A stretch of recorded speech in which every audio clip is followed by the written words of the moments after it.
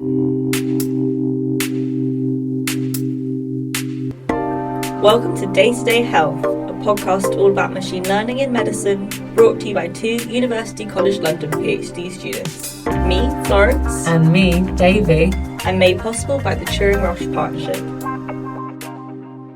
Hi everybody, and welcome to Day-to-Day Health. I'm Florence and I'm a PhD student at UCL, but I won't tell you what I'm studying just yet because you'll hear enough of it by the end of the episode. Oh, intriguing. And I'm Davy, I'm also a PhD student at UCL. And if you listened in last time, you'll know that my work is on contested illnesses and epistemic injustice. But today it's all about Florence. Ooh. So today is the second kind of part in our mini-series on each other's PhD projects. So last episode, Davy took us brilliantly through thinking about the experiences of people living with fibromyalgia in the healthcare system and highlighting ways in which the Turing-Roche partnership theme can link with that, and hopefully improve how computational methods can be used with fibro going forwards. Glad you enjoyed. Also, did you clock the use of fibro? I'm getting the lingo. So it'll be a bit of a different one in this episode, and I'll be going through my current research on applying computational methods to patient data. And I'll be talking about my project, which involves a couple different things to get one's head around, and hopefully it'll be an interesting use case and insight into how AI can be applied to medicine. And also, a slight warning to the listener, I'll be discussing like a terminal illness, motor neuron disease, so if that would upset you, then I'd recommend not listening to this episode, and also no hard feelings, I get it. Just read my thesis in a couple of years. Yeah, look after yourself out there. So we're going to cover a few things this episode, since my PhD itself is pretty interdisciplinary, so we've got some medicine and then some neuroscience and some AI, and I'll start by going through my general PhD topic and then go more in-depth on the disease I'm researching, which is motor neuron disease, and then chat about how machine learning can be applied to that disease and what specifically I'm doing differently. You know, what makes it special? What makes me so special? What makes me be able to get a PhD hopefully by the end of this? And before we forget, this podcast is linked to the Turing-Roche partnership, which has a number of key themes, and I'll chat about how my project fits in with these themes, but maybe Davy can give us a refresher now. Absolutely. So Davy should have written this out. But Davy could look at last week's thing. So we've got themes of structured missingness, which is who is left out of the available data, what is missing from the data. This is obviously important to consider if we're going to be training AI or making hypotheses based on large data sets. We also have predictive modelling, so using advanced analytics combined with large data sets to potentially predict and improve patient outcomes and beyond, which I love. And beyond. Multimodal analysis, so how best to combine different types of health data to improve clinical care. And I think that is kind of what I'll be talking about the most, is the multimodal analysis part. So getting on to the overall aim of my PhD is to predict, with multimodal data, how long people with motor neuron disease are going to survive after their diagnosis. So I'll get into the individual bits of that in more detail throughout the episode, but my general aim is to use AI with data from motor neuron disease to predict how long they'll survive. And this might sound super morbid. So when I've told people what I study, sometimes at parties or the pub or, family friends, I often get a response of, oh, that's really sad. And quite often, can you tell me when I'm going to die? And I think they haven't really grasped the idea that this isn't a general... Oh, soothsayer. Yeah, well, exactly. How many years do I have on this earth? Exactly. And another question I get a lot is, why would you want to know that? Why would you want to know how long you'd survive for? These are all completely valid things to say. Maybe apart from, though, can you tell when I'm going to die? That would earn me so much money if I actually could predict how long everyone was going to live for. So I'm not, that's not what I'm doing. But I don't tend to bring up what I do in fun social situations, since it can get a bit heavy. And I never know someone's family history if they've dealt with the consequences of motor neuron disease. But I'll try and answer the questions that people ask me today. So I can just give them a recording and be like, listen to this. And maybe in future in those situations you just say something like, I'm a data wizard. I'm a data wizard. Data witch.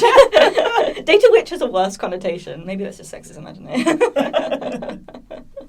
You wouldn't understand. And then you sort of swirl your cape and exit dramatically. And for the listener, I'm actually currently wearing a cape. I always wear a cape. We both do to every recording. And wizard hats. Standard protocol. So stupid. Sorry, because I don't know a lot on this subject, my role I've decided today is to wisecrack. No, well, I love that. I think that's great. Keep it light. So, as I swish my cape, I'll start by explaining what motor neuron disease is, and full succinctness. I call it MND. A lot of people call it MND. And also another disclaimer. I'm doing so many disclaimers, but another disclaimer. I've been doing this project for nearly 2 years, but I'm not medically qualified. I was originally an engineer. So, although I think I know quite a lot about MND now, I may make some mistakes. So if anyone's listening and knows better than me, please correct me. The links to our socials are in the description and also at the end of the episode. I would love to learn more. So, let's start with talking about motor neuron disease, or MND. For listeners in the US, this is also commonly known as Lou Gehrig's disease, which I hadn't heard of until I started. Some famous examples of people who have had it are Rob Burrow, who's an English rugby league player who died recently of MND at the age of 41. Very recently, in his time of recording, about 2 weeks ago. And Stephen Hawking, the Nobel Prize-winning physicist. I'll get on to Stephen Hawking a bit more later, because he's actually an interesting example of how different the experience of MND can be for different patients. So that's a little... So that ties in with the Turing-Roche again, with the heterogeneous experiences of illness. Yeah. Definitely. This is a big theme in MND. You also may have heard the term ALS, which stands for amyotrophic lateral sclerosis, and it is the most common type of motor neuron disease. So MND is like an umbrella, and ALS is like 90% of MND cases are ALS. That these are often used interchangeably, ALS and MND, in kind of pop culture isn't the phrase I'm trying to say. Mass media? I don't know if that's the phrase either. General wider media. Society. Wider society. Pop culture. It's a really hot topic, pop culture. Yeah, ALS and MND are kind of used interchangeably, but there are actually a number of other diseases which fall under the umbrella of MND but aren't ALS, such as progressive muscular atrophy and primary lateral sclerosis, which have different presentations and biological underpinnings, and how long people survive for varies between those. I had no idea that. I thought it was a monolith. And so did I. I didn't know there was a difference before I started. I was like, because even the international conference I go to every year is ALS/MND, the conference, and I was like, that's just confusing to me. You guys should know. Yeah, like, honestly, I went and I was like, have I got it wrong this whole time? Like, I thought they were different. But no, that's just me. And you would have especially heard of ALS if you were active on the internet in the summer of 2014. 10 years ago. I know, literally. I wrote that and I was like, I'm so old. Yeah. What was I, 16? That's rough. I was at school. I was in my GCSEs. A simpler time. I would have been 20. Yeah. How the time flies. It's rough, man. It's rough. So, anyway, as soon as we stop crying, I'll say maybe you saw videos of people doing the ALS Ice Bucket Challenge, where people pour ice water over their heads and nominate people to do the same and to donate money to a charity associated with ALS. And you know what, actually, I'm not 100% sure on this, but I was saying this the other day in a training thing, and my friend said, oh yeah, wasn't that supposed to simulate the symptoms of MND? Oh, by really? pouring ice water on someone? Like, it's supposed to simulate, like, the loss of voluntary movement. That's really interesting. And I was like, oh, was it? I thought I got lost in the message somehow. If that's true, but I don't know if that's true, so... Interesting bit of sort of myth. Yeah. But it's like a huge... I was researching ALS Ice Bucket Challenge just to check the year it was in. I was like, I'm pretty sure it's 2014, but I'll just check. And there are so many articles that are like, how to recreate the success of the ALS Ice Bucket Challenge. It is like a huge example of like perfect fundraising. Basically, so it's got that virality, fun, pranky nature to it. The fact that you had to like tag other people and be like, no, you do it. Yeah. Yeah, I mean, that's really clever. And to like bring light to like such a not neglected, but rare disease. It's a rare disease. It's an underfunded disease as well, to be honest. But actually, this Ice Bucket Challenge funded a huge amount of research into ALS. So thank you if you did do it. Do you remember when the internet could be used for good? I know, crazy, right? It's so weird. So I've spoken a lot about MND, but I haven't actually said what it is. So MND is a fatal, rare, neurodegenerative disease. Let's break those down. So it's a fatal disease because there is no cure, and the death of the patient is usually caused by complications from the disease itself. Usually this is respiratory failure, so they're not able to breathe anymore. It's also a rare disease with approximately 5,000 people in the UK experiencing MND at the same time, and it's neurodegenerative. So this means that the nerve cells in the brain that control movement are attacked by the disease, which leads to loss of movement and difficulties with functions involving the motor system, which is the part of your brain that deals with movement. And this can include difficulties eating, swallowing, talking, and then just generally moving about. So anything that you might need to move something for voluntarily, then there's an issue. So involuntary movement, such as your pupils getting bigger and smaller, that's fine, that's not affected because you can't help it. It just happens. But voluntary movement is the issue. Well, this is where I had a potentially silly question. So you say that usually it's respiratory failure. Does it then impact the ability of the lungs to draw in oxygen? Because I was thinking, but that's involuntary, right? Breathing. But does it just impact the airways or trachea or something? So to the best of my knowledge, it affects the diaphragm, and it means that the diaphragm is not able to move anymore. Right, okay. So I think that is where the issue with respiratory failure comes in, is that it's not able to move up and down and able to let you breathe properly. And for quite a lot of patients, you end up having non-invasive ventilation, so to help you breathe, to like kind of force you to breathe. But yeah, generally respiratory failure is the problem because the diaphragm becomes essentially paralysed. I see, that makes sense. And just because it's called motor neuron disease doesn't mean that it only affects the motor system. So recently, research has begun to uncover how a lot of the symptoms experienced by people living with MND include cognitive and behavioural changes. And this means changes in how someone is processing information and how they're acting. So there's a strong link between MND and frontotemporal dementia, with quite a few patients who have MND developing frontotemporal dementia and also vice versa. So that kind of shows there is a link with the cognitive kind of side as well. Can I ask about like demographics wise? I mean, we spoke last week about fibromyalgia being like often seen as like a woman's disease and how that's not really necessarily like played out in reality. Is there anything like that for MND? Yeah, this is really the case with MND. So more men are diagnosed with MND than women, but not by a really long way. It's not a huge gender split, so estimates vary, but generally MND affects 1.3 men for every woman. Oh, okay. So it's fairly close, but it is more men than women. And also most cases are diagnosed when the person is in their 50s and 60s. But again, this can range pretty wildly. I think the general theme is that this is the general range, but it goes very far either way. And so is that, it's something that develops over time and you just sort of carry the genetic potential? Well, we'll get onto the causes of MND. Oh, okay. I'll hold my horses. They can be. Well, actually, I'm just about to say it. You've nailed it. Yes. So as for the causes of MND, this is definitely still a question mark. There is a strong genetic component. So this means that someone can have a genetic mutation which gives them a higher risk of developing MND. And subsequently, if their family has a mutation as well, it puts them at risk and so on and so on.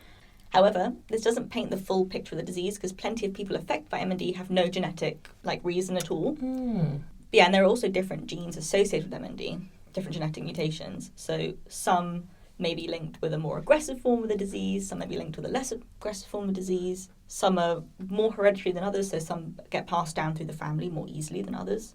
It's the whole thing. Heterogeneous data. Well, literally, yeah. It's a very heterogeneous. I don't know. Very different disease. It has lots of differences between each person affected by it. And an interesting avenue of investigation into the causes of MND is a link between MND diagnoses and participating in professional sports or military service. I'm no expert on this, but one of the theories is that when people put their motor system under high stress consistently throughout their life, say you run like an ultramarathon every day, or as you do, you're a professional rugby player and you're training every single day and you do loads of matches and whatnot. Putting under stress constantly may lead to some malfunctioning in the body, in the motor system, that then causes MND to happen. However, this is a big question mark. There's some studies that say yes, some studies that say no. I think it shows how varied the causes of MND could be, basically. I think it's so interesting that speculative etiologies of both our research areas include prolonged exposure to stress. Yeah. But people talk about stress as an important marker of health and illness, but it's often linked to things like, oh, you're stressed, so you don't get enough sleep, and you might tend to drink more. It's these sort of knock-on things that really impact your wellness. And things that we see maybe unfairly as minor or only tangentially linked to health. But this type of research, and others, there's a lot more out there, but it does suggest there's a more serious link between stress and disease. And I don't necessarily know where I'm going with this comment, but I do think it's interesting. No, it's so interesting. I was floored when I saw that too much exercise was a risk factor. I was like, what? No, that's different. But there's another study I read that was yes, too much exercise is bad.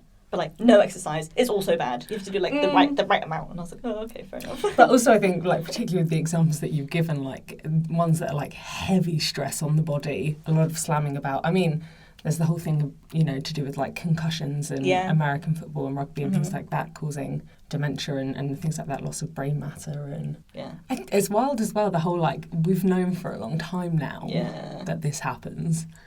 And it's like, yep, we're still going to send people to just smash against you. Really? Yes. So I listened to a Freakonomics episode on this. Super interesting. Love that podcast. Shout out to Freakonomics. I hope they get big one day. Let's collab. But so when they introduce helmets to be like, this is good, but actually what helmets do is that they give someone like a false sense of security. And they run harder. And then also like, it's your head's still moving about. It's like it's your brain shaking, which is kind of the issue. The concussions are also an issue, but it's also like your brain shaking in your head. That's terrifying. Yeah, right? Oh my God. Yeah, it's crazy. Like when they did the shoulder pads and everything in American football, like it got worse. That's wild. Yeah. Mad. Anyway. Stress and disease. I'm just carrying. And one thing I haven't spoken about yet is, if you can believe it, is the main focus of my PhD, which is what is the prognosis when someone is diagnosed with MND. Prognosis, I should clarify, because when I started my PhD, I was like, prognosis and diagnosis, I don't actually know the difference. So, in case people are like me and very sheltered, prognosis is looking in the forward trajectory of your disease, looking into the future, trying to predict the future of someone with a disease. So that could mean how long they're going to live for. So you might hear that, a cancer patient has a prognosis of, 6 to 8 months or something like that. Or it could mean how well are you going to feel in a year. Like, the prognosis is that you will have migraines every day next year. I don't know. So diagnosis is the thing that you have, and prognosis is how it progresses. Exactly. And, yeah. Where it's going. Perfectly described. And in MND, it is very variable. The figure you'll see online a lot is, on average, someone diagnosed with MND will live for 2 to 4 years from diagnosis, which is very short. But we know that some people live a lot longer than that, and also some people live a lot shorter than that. So Stephen Hawking actually lived for more than 50 years after his diagnosis. Blimey. And that's on the very, very upper end of the tail of distribution of how long people live for. But about 10%, an estimate, is about 10% of people live for over 10 years. Oh, so it's a very, if you can imagine a graph in your head, we're literally just speaking about how hard it is to do graphs out loud. But there's like a big peak of people, 2 to 4 years, and then it's like a slow tail out to like, well, not infinity, because people don't live forever, but a long time. And I suppose you don't want to say between 2 and 50 years when it's more likely that it's going to be a shorter time. You don't want to give people false hope, what have you. So how long someone actually will survive depends on a lot of factors, but it also seems slightly random to an extent. So from what we know right now in literature, I will describe someone who you'd expect to live longer than average when diagnosed with MND. Their first symptoms of their movement problems, like how they notice they might have MND, will present in their legs or their arms, rather than noticing it in their speech or their face. If you have symptoms in your speech and your face, that indicates a worse prognosis. Right. Because from understanding, it means that it's kind of closer to your respiratory system. Right, I see, yeah. You know what I mean? Like it's kind of, if it's in your legs and your arms, it... Literally in the extremities. Yeah, exactly. Might take a while to... Indeed. And also what indicates a good prognosis, so you're going to live for longer, is that they've taken a long time to be diagnosed, which is an interesting marker to use, because it was obviously very variable between centres and hospitals and how long it takes to diagnose someone. But if it takes a longer time, it essentially means the doctors are less worried, it's less rushed. Yeah. And it's maybe presenting as something less serious. Exactly. So they're doing different sort of tests and things. Yeah, and the general time someone to be diagnosed is about a year from first coming in to, okay, you have MND. And my whole project is about trying to predict how long someone will live with MND. And so the obvious follow-up to this question is why? Why would you want to know? Well, the answer is threefold. For the patient, for the healthcare provider, and for researchers. So for the patient, getting a rough idea of how long they'll live can be very empowering for making life decisions such as something as seemingly trivial as, should I book a holiday for next year? Should I move my bedroom downstairs in case I can't walk up the stairs? Of course, people living with MND aren't a monolith. There's people who don't want to know any sort of information or prediction, but having the option to get a rough but accurate idea of their future could be practically useful. I'll pop a study in the show notes where authors interviewed some people with MND on what they'd like to know. And it's interesting to see how mixed the opinions are. Like some people are like, I want to know an exact Like, give me it in months. Like, I want it in months. And some people are like, give me like short, medium, long. Yeah. You know, and some people are like, I don't want to know. I can completely see all of those different things. Like, there's I want to get my affairs in order and organise X, Y, Z. There's okay, I'd love it, like a rough idea so I can do certain things but not be completely worried. And yeah, I can totally see being like, oh, it's fatal. Okay, well, let me just continue to live my life and not like worry too much. And yeah. And speaking to people living with MND at various events I've been to, I've seen it in real life of just like people like, I really want to know, and some people being like, I'm just trying to live my life. And I was like, it's interesting to see the different things. And also, like, I've had conversations with my supervisor where we've talked about, would you want to know? And that's just I was like, I don't know. There's also, I would say there's also like the placebo and nocebo effect, where if you tell someone like 2 to 4 years, what if they go like, oh God, I'm only going to live 2 years, and they're constantly worried, and it impacts their like stress and their health and all of this. Whereas like, I don't know, if you just said something like medium long, I don't know, then maybe that would make them feel a bit like not happier with it, but it might not impact them as much. I don't know, I'm spitballing here, but well, you know, I don't know if that comes into it, but you're here for the ethics. And that stuff that's really good to think about like what actually does the patient want, what will they need, what's best for them. And so for the healthcare providers, or as I generally say, the clinician, which I think we've said a lot over the past episodes that we've done, a clinician having an idea of the patient's kind of future progression could be useful for planning.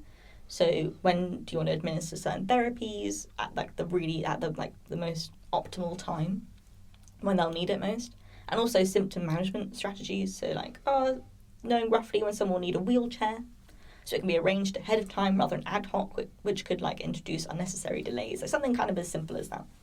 And for research, if you can predict how fast progressing someone's disease is, you could test how a new drug affects different progressing patients differently. This is I found this quite hard to try and explain in my head, but one example is that you could have 2 patients and you've predicted they have similar disease progression, so you think they're both going to live for approximately 7 years. If you give one a drug and the other a placebo, you've got a more informed result on what the drug does because you've matched them to begin with. So if the patient with the drug lives for longer than you think, so maybe like 10 years, and the person without the drug lives for 7 years, you might think, oh, okay, maybe this drug works. Obviously on a bigger scale than that, you don't have a sample size of 2 in a clinical trial. But this relies on the prediction being completely accurate, of course, but it's like a food for thought kind of thing. It could improve clinical trials. Yeah, absolutely. I hate to do this just because it's like my little ethics brain popping up, but I'm like thinking about drug trials for a fatal disease like this, a degenerative disease like this, the ethics of being like, right, this group gets a drug that might help them and this group do not. Like you mentioned before, I found really interesting that like motor neuron patients really want to be in drug trials, which makes sense given the situation. It's just, I mean, I suppose that's something you sign on a consent form, isn't it? I acknowledge that I might be getting a placebo because that's the way the science has to work. Yeah. But that's, I know, I think I might be wrong. I don't work in clinical trials myself. I'm not completely up to scratch with them, is that the phrase? But I think are there some sort of clinical trials where everyone gets the drug but like different doses, and then you kind of see if people are really, if they think the drug is really going to work and they don't want to give a placebo, they just want to give everyone it and see what happens, then I think that is a possible kind of route to... Yeah, I mean, I don't mean to make you speculate on an area that's not like your main focus. It was just a thought, but interesting. So we know what motor neuron disease is. We know why someone might want to predict someone's progression with the disease. So I've said survival or predicted disease progression a couple of times. It all comes under the umbrella of prognosis. And like I've said, prognosis could look like, I think you have X number of months to live. I think in a year's time you need a wheelchair, or you're in the category of long survivors. That was quotation marks just for the listeners. And right now in the clinic, this is attempted in a couple of different ways, and one of the simplest is to look at how quickly someone's disease has progressed in the past and to assume that rate of disease progression will stay the same. So how do you measure someone's disease progression, basically? There's something called the ALS-FRS-R, which is... that really rolls off the tongue, it's doesn't really it? nice to say really quickly. ALS-FRS-R, which is the amyotrophic lateral sclerosis functioning... which is the... it's so hard. Which is the amyotrophic lateral sclerosis functional rating scale revised. Very good. That's the R at the end. My brain wants to put it to the tune of like purple people eater? I don't know. There was that amyotrophic lateral. Basically. So the ALS-FRS-R is a questionnaire that the patient or their carer or clinician fills out, which basically asks you to rate how well you function in various domains on a scale of 0 to 4. 0 means you can't function kind of at all in that domain, and 4 means you're basically healthy. So, for example, a domain could be how well do you turn over in bed? And 0 would be I need assistance to do it. I can't do it all by myself. And then 4 would be, I have no trouble doing that. It's absolutely fine. And the idea is that I think there are like 12 to 14 domains. All the scores from the questions get added together, and so you get an overall functional rating score. So maximum is 48. Wait, so what's 48 divided by 4? 12. There are 12 questions. Neither of us should have taken that little hesitation. It's been a long time since we've done our times. I've done that in a long time. So all the scores from these 12 different questions about these different domains get added together, and that is someone's overall functional rating score. Clinicians will monitor how this changes over time, and the speed that it declines is called the progression rate. So if someone's got ALS-FRS-R of 44 1 month and then 43 the next month, then they're losing a point per month. Mm-hmm. And people extrapolate that out to say, okay, we think that's how fast you're going to progress. So in 12 months, you're going to have 12 less points, for example. The main issue of this method is that it's assuming that everyone declines at the same rate throughout their whole disease. It's a linear rate. And that's shown to be not the case at all. So researchers have looked into the ALS-FRS-R trajectories of lots of patients and seen lots of shapes and curves. You know, it might start really steep and then kind of go out. It might kind of be quite plateaued for a while and then suddenly drop off, and it becomes more disabled over time, more quickly. So it makes me think, like, again, I spent last episode being like patient self-reported data is data. But it also strikes me that could be slightly subjective as well. So if someone's feeling particularly down in the dumps one day, I don't mean that to sound like dismissive, but like, you know, if someone's having a hard day, they might grade themselves as like doing a lot worse maybe. Yeah. You do see a slight difference in when people living with MND do it themselves, or their carers fill out for them. Oh, interesting. Or when clinicians are there and they're administering the form, because sometimes you can send it in, you can do it over the phone, you can do it with a clinician. It slightly differs.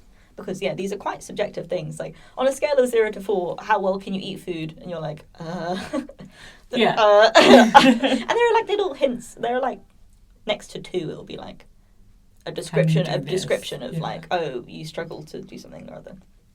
So there are, like, little hints, but generally you see I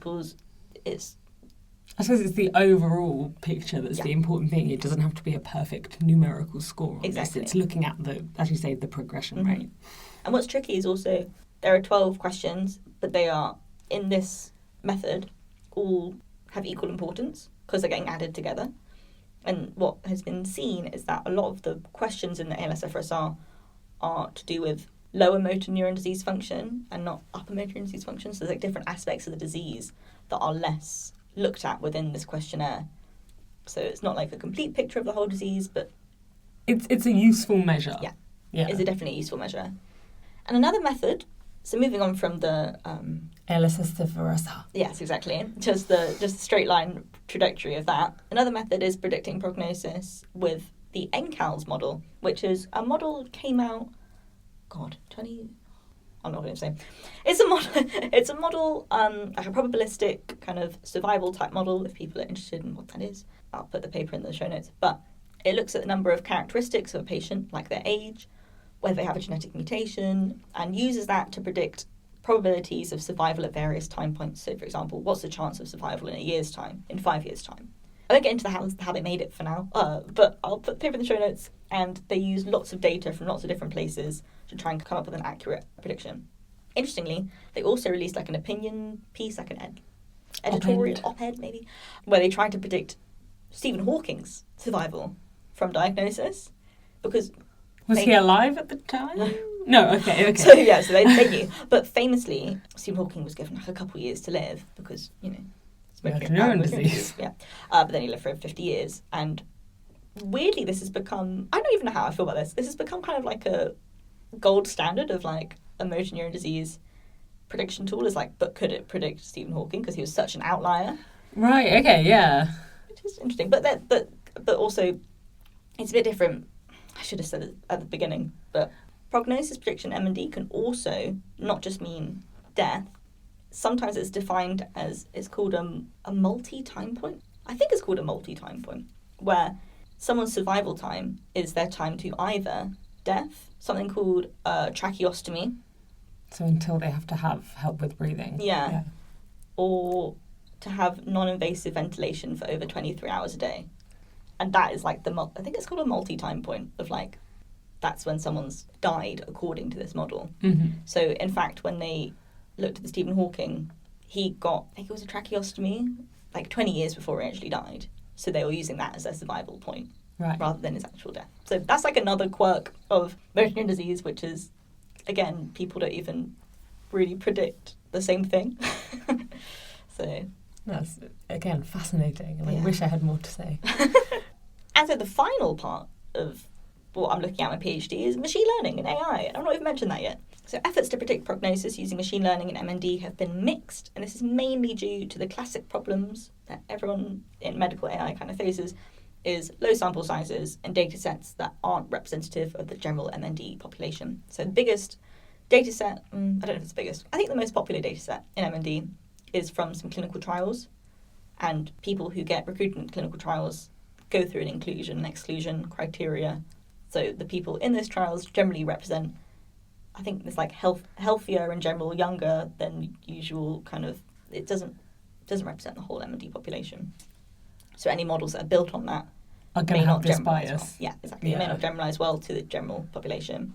So even without considering the low sample sizes and kind of data issues, it's also just quite a difficult task predicting prognosis. So, like as I've spoken out, it's very varied. Mm-hmm.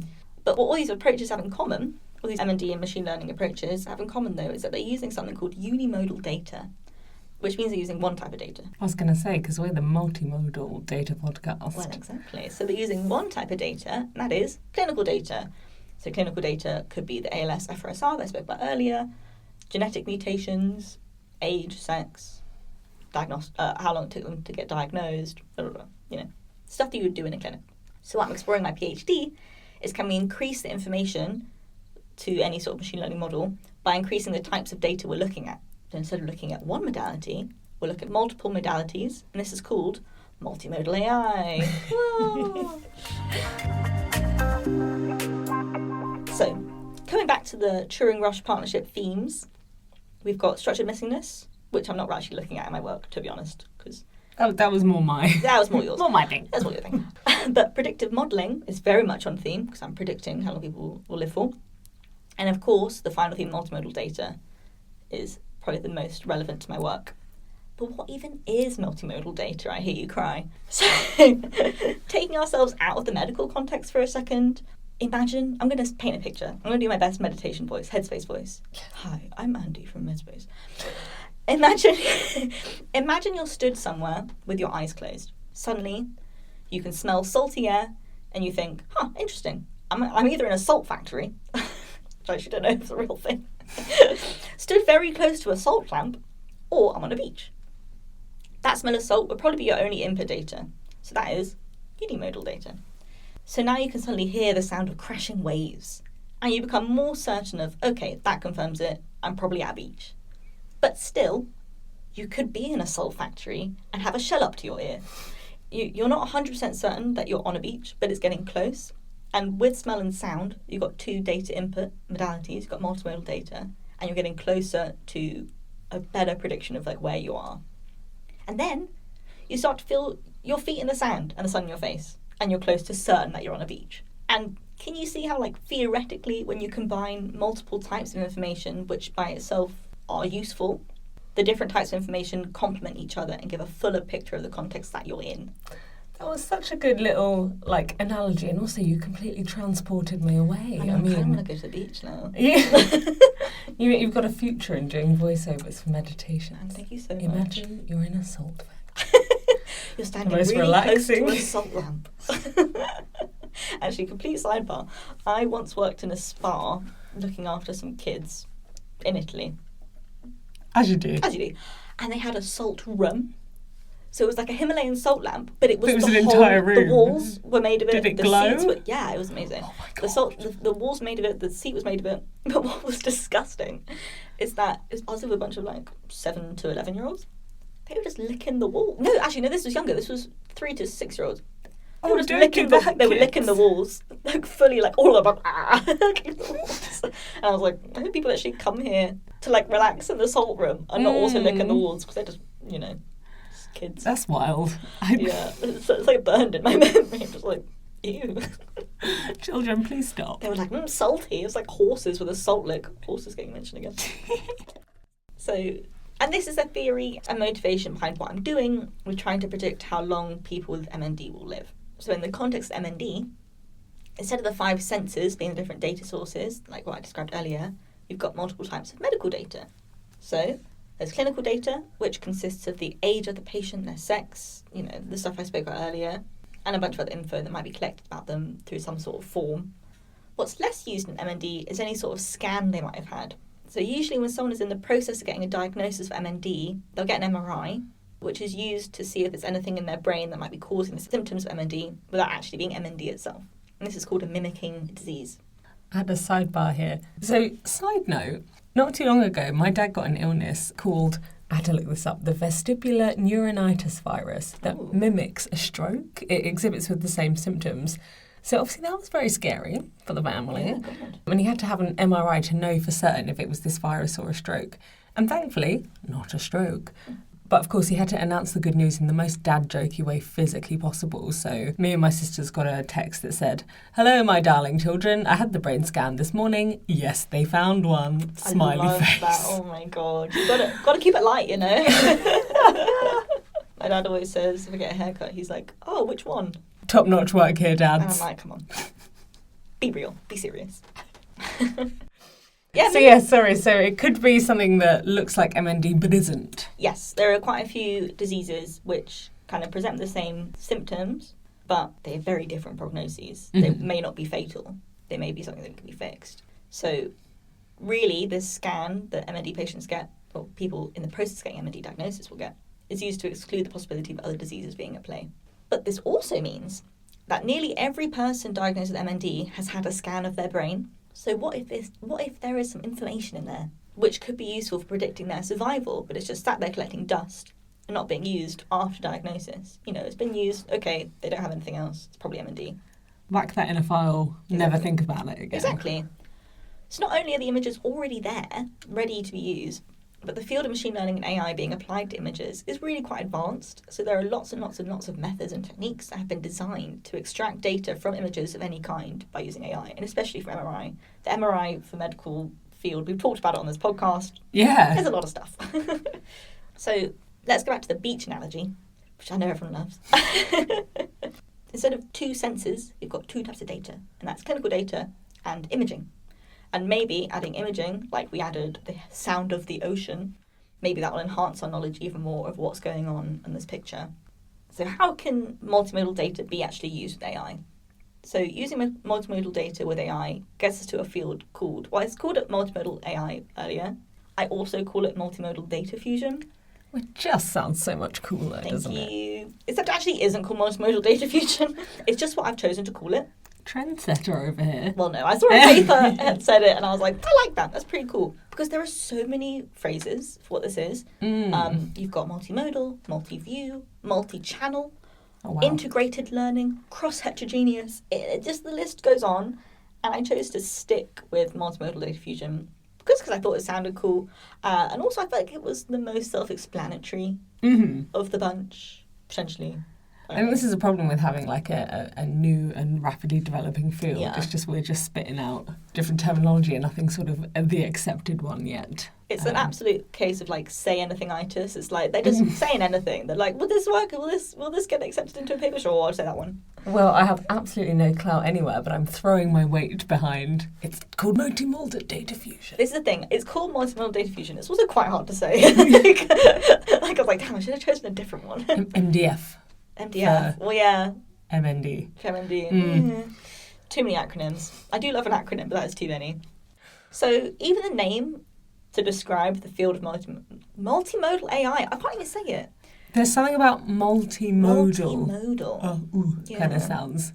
That's why I fucked up every intro we've ever recorded. Yeah, multimodal. I feel I have to really emphasise the L's, multimodal.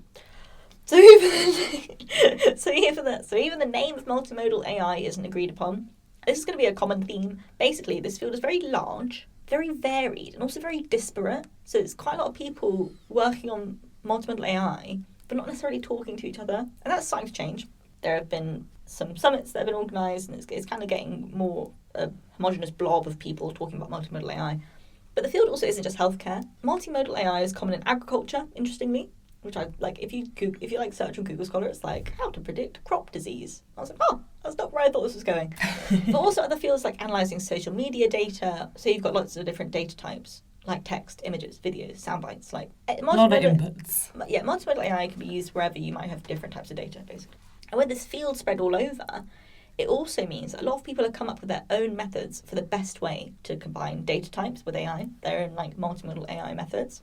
And the main goal that people have is that they want to build models and pipelines that maximise, I'm going to use a bit of jargon here, maximise the flow of information between the two data types. They want to really capitalise on the fact that you've got two different types of data.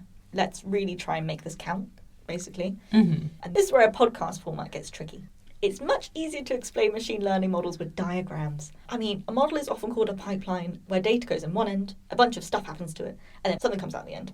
That's inherently a good thing to visualise, harder to describe out loud. This is the real test. Yes. So if you stick with me, I'll do my best to explain the main theories in multimodal data fusion and give a couple of pros and cons and kind of take you through the story of what I've figured out so far about this field. I'll start with something called early fusion. Early fusion means you just treat the two types of data as one type of data.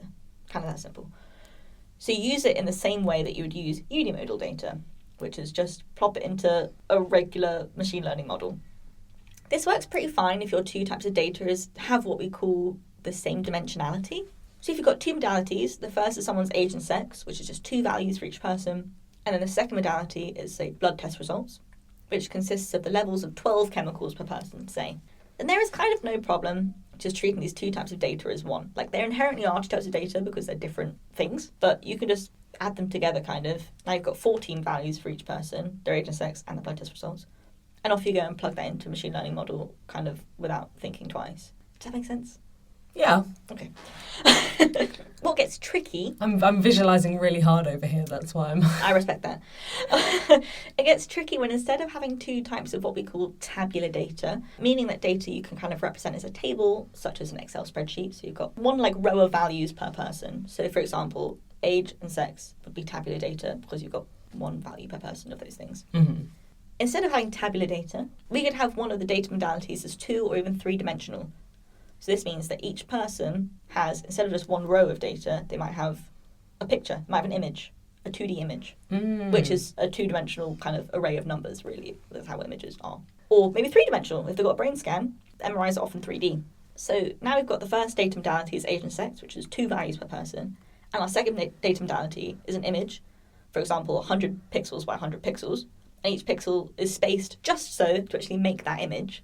And it wouldn't matter with age and sex if I reversed them. So instead of age and sex, maybe it's sex and age. Mm-hmm. It doesn't matter because I know what the features are and nothing is determined by what way round they are. That doesn't say anything about the actual piece of data.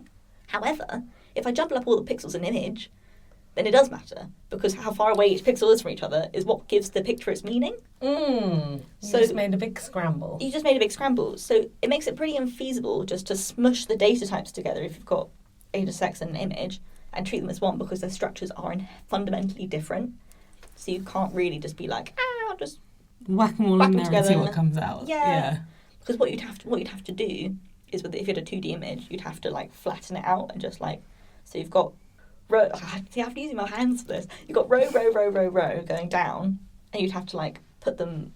They're graph coordinates almost. Yeah. X and Y value. Yeah. So you have X and Y values, but you just have to make it all Y equals 0 and just put everything. Get rid of the Y value. Maybe let's not put that in, but it's just confusing. So early fusion doesn't really work for data types that are different from each other. So we've got two modalities that are different in structure, say some tabulated clinical data and an image. What can we do? Well, we can do the complete opposite of early fusion and do something called late fusion, also called decision fusion, which doesn't have so much of like a antonym kind of... Antonym, is that the phrase? Yeah, antonym kind of thing. So late fusion or decision fusion, this is where you use two separate machine learning models for the two different modalities and then just combine the end results. So I'll give an example. You have clinical data. You have a clinical data model and an imaging model. The clinical data model only takes in clinical data and was trained on clinical data. So it's just a regular machine learning model, unimodal. The imaging model only takes an MRI image and was trained on MRI images. So again, imaging only model. You input a new patient's clinical data into the clinical model and it predicts they live for 1 year. Next, you input the same patient's MRI image into the MRI image model and it predicts they'll live for 3 years. So now you've got two predictions, 1 year and 3 years. And these predictions are what will be combined in this method. That is what is fused, quotation marks fused. Arguably, the simplest way to do this is just to average the predictions and say that the multimodal prediction is 1 plus 3 over 2 years. So the hypothesis is that the average prediction will be more accurate than the unimodal predictions by themselves because you're using information from both clinical data and imaging data. However, to make it interesting, this method has its own problem, which is a bit more hand-wavy to explain than just the data types are different. It doesn't work. As I said before, we want to maximise the flow of information between the two types of data so we make the most out of the possible relationships between them. Decision fusion means that the only time that the information from the modalities are combined is right at the end, after boiling down all of that information into a single number. So one could argue that this isn't maximising the flow of information because the data types are hardly given any time to talk, so to speak. They just get smashed together at the end point. Yeah. So what do we want to do? We want to give data types time to talk and let their information mingle. And we also want to preserve the structures of the data so that if we're using an image, we don't have to break it down and lose any of its meaning. So this is now a bit of a Goldilocks situation. The early fusion porridge is too cold, the late fusion porridge is too hot, and then we're going to look at intermediate fusion porridge, which is just right. I love your analogies. They are so good. Thank you. I spent a lot of time thinking about them.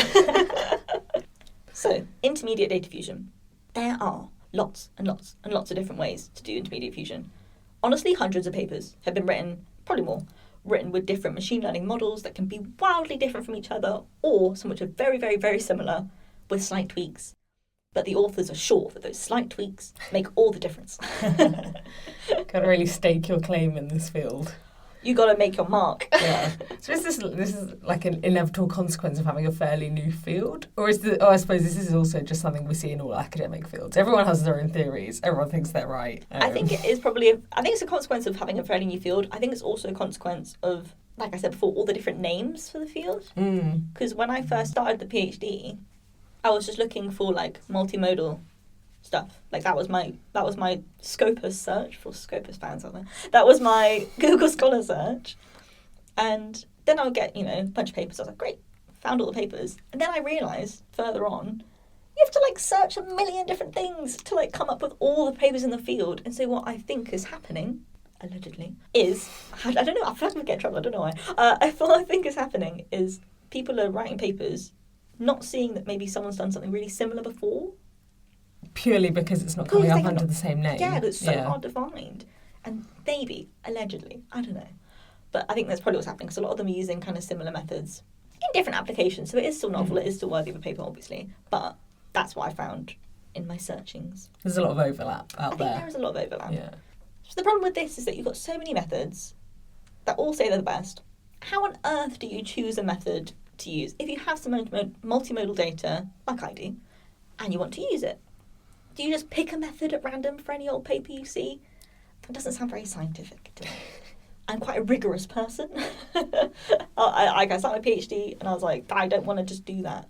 So this has all been leading me to say that the first project in my PhD was to try out a bunch of these different intermediate fusion methods on my clinical imaging data from people diagnosed with MND. And I've been looking into how different the performances and accuracies of the different methods are when they're given exactly the same input data. So in other words, does the type of data fusion model make a big difference into how well we can predict survival? And where are we going with this? Hot take. Preliminary results suggest yes. So some models work well, some models don't. But interestingly, I've been trying these methods out on like unrelated data on like a recent kind of placement I did, where I've been looking at different types of brain imaging on teenagers who have had psychiatric concerns. And the models which perform well aren't consistent across the different problems that I was researching. Like if I was predicting if a teenager has anxiety, or if I'm predicting like their age, or I was predicting a certain like psychiatric score, the models that performed the best weren't consistent across those different tasks. So they were very specific to the thing that you're looking into. That is my hypothesis. So put more simply, some models work well for some tasks, some models work well for others. It's not like a one-size-fits-all situation. And to plug my own work for a minute, even though I've been doing that literally the whole time. Go for it, take the stage. Thank you. I made a software in the first year of my PhD where you can try out around 20 different intermediate and late and early fusion models for your own data.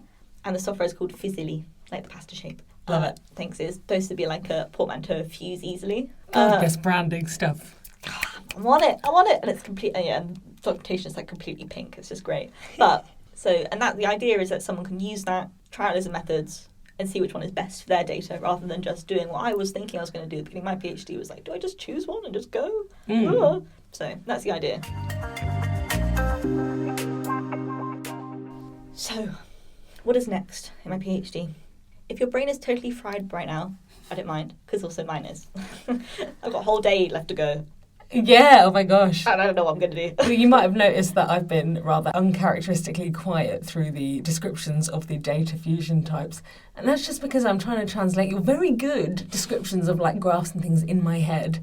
So yeah, I hope our audience is holding up, because this is cutting edge stuff and the implications for MND research are huge. And also, if you want to read my thesis, I'll have all the graphs in there. Just wait for me to write it first.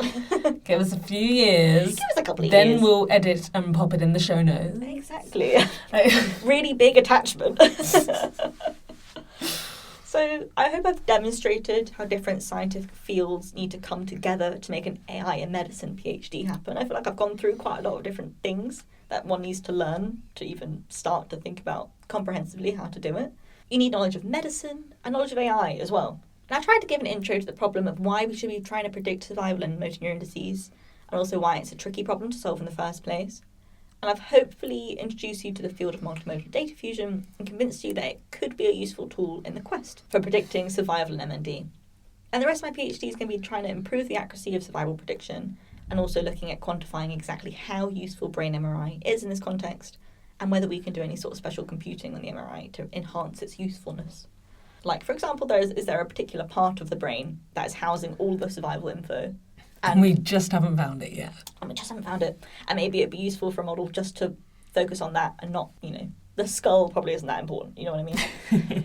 So, what's left to say is thank you, Davy, for listening to this very disparate and disjointed ramble. And I want to thank the listener for listening. And also, this is our final episode.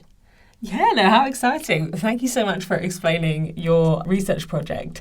It is absolutely fascinating. I love that you are so on the ball with the AI stuff, and it's exciting to see, like, for a rare disease as well, the stuff that you come up with could have like genuine implications for the patient population. That's the hope. Genuine positive implications. Yes, positive. For the patient population, which is so exciting. Yeah, but yeah, thank you everyone for listening to this series. I hope you found it enlightening in some way, interesting, amusing.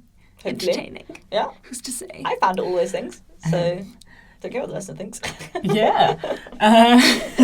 This was for us. This is only well, it was for the Turing-Roche Health Partnership. So yes. And also thank you to the Turing-Roche Health Partnership that brought us together and made this all possible. Made it possible, exactly.